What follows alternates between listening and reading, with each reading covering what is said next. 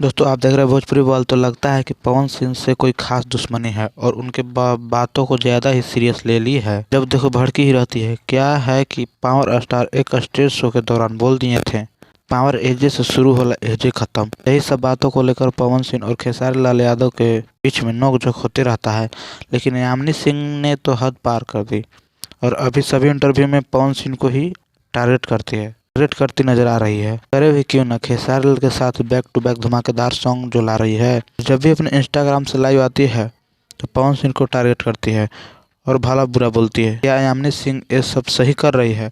इस पे आप लोगों का क्या राय है? कमेंट बॉक्स में अपना राय जरूर दीजिएगा। और आप किसके फैन हैं? ऐसे ही लोगों की वजह से भोजपुरी इंडस्ट्री का पूरा बदनामी होते जा रहा है।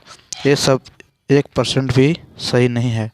तो दोस्तों चैनल पर नए हैं तो चैनल को सब्सक्राइब और वीडियो को शेयर कर दीजिएगा। मिलते हैं नए अपडेट के साथ। धन्यवाद।